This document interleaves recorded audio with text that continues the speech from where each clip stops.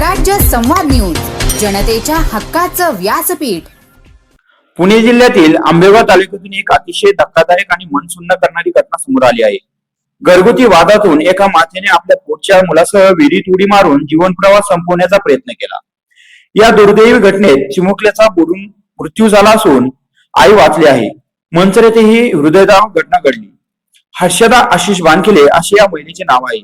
मिळालेल्या प्राथमिक माहितीनुसार हर्षदा यांच्या घरात कौटुंबिक वाद होत होते। त्यातच हर्षदा यांनी सकाळी मुलीलाही सकाळी मारहाण केली, ज्यामध्ये ती मुलगी जखमी झालेली असून तिच्यावर रुग्णालयात उपचार सुरू आहेत। मात्र हा वाद एवढ्यावरच थांबला नाही। आज शुक्रवार सकाळी साधारण 8च्या सुमारास मनातील राग आणि टोकाचे पाऊल उचलण्याच्या विचाराने हर्षदा यांनी आपला मुलगा निहान याला सोबत घेतले आणि स्कूटीवरून जाऊन शेताकडे असलेल्या एका विहिरीजवळ स्कूटी बाजूला लावून त्या विहिरीत त्यांनी मुलासह उडी घेतली। या भीषण घटनेत चिमुकल्या निहानचा पाण्यात बुडून जागीच मृत्यू झाला। हर्षदा या विहिरीतील एका पाईपला लटकल्यामुळे त्यांचा जीव वाचला। परिसरातील नागरिकांना ही घटना समजताच त्यांनी तातडीने विहिरीकडे धाव घेतली आणि हर्षदा यांना बाहेर काढून मंचर येथील उपजिल्हा रुग्णालयात दाखल केले।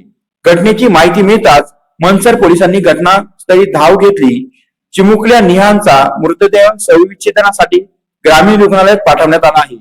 कौटुंबिक कलहातून हे टोकाचे पाऊल उचलण्याचा प्राथमिक अंदाज वर्तवला जात आहे। या प्रकरणी गुन्हा दाखल करण्याची प्रक्रिया सुरू आहे। तर या घडलेल्या घटनेमुळे संपूर्ण आंबेगाव तालुक्यात हळहळ व्यक्त होत आहे।